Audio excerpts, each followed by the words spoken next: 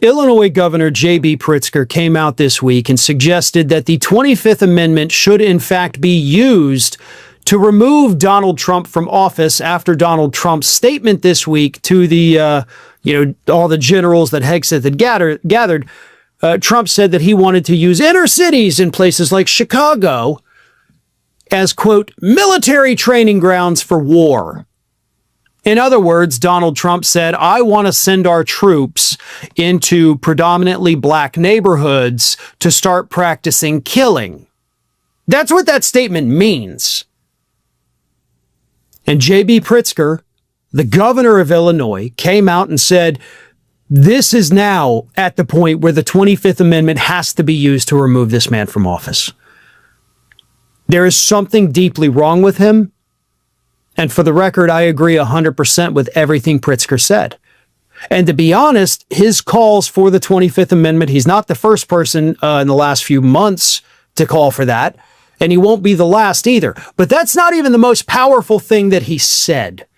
You know, one of the things I absolutely love about Pritzker is that he is a phenomenal public speaker. I mean, really just a moving, intelligent, perfect speaker almost. Because he also said this.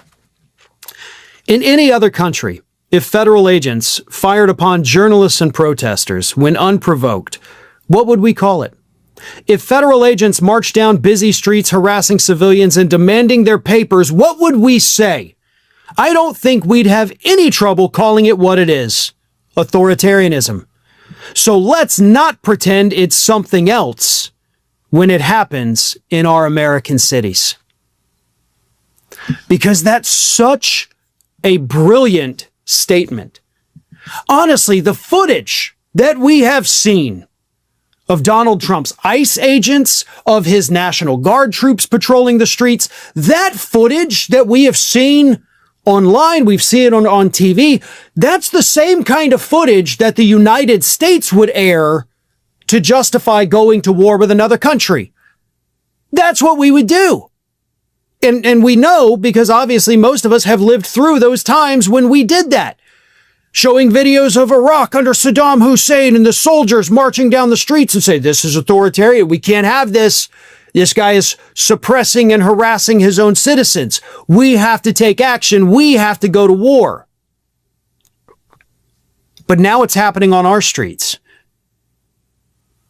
Now we're that country where our leader, who thinks he is a dictator with dementia, is sending the military, threatening to send more military across the country to harass his political enemies and anybody who's not of the ethnicity that Donald Trump prefers. We have racial cleansing and political retribution.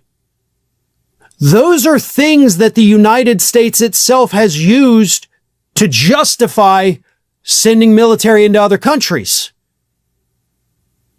Are we going to have other countries airing this footage and then getting together and saying somebody has to go invade the United States? Get them over there before they get us over here? We'll be greeted as liberators. All those talking points, by the way, are what the United States said leading into the Afghanistan and Iraq war. All of those things. And those very same things, maybe other countries are saying about us today. Maybe Russia and China have gotten together and said, wow, have you seen what these guys are doing? That's making what we do look, like child's play. We need to stop them because they're making the rest of us look bad.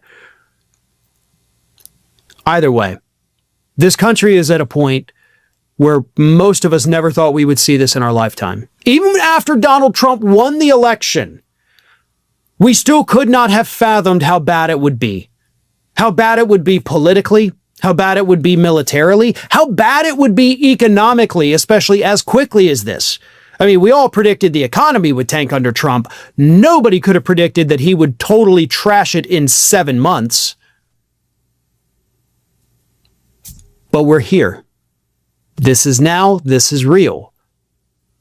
All those things we used to say about all those other horrible countries are happening to us on our streets.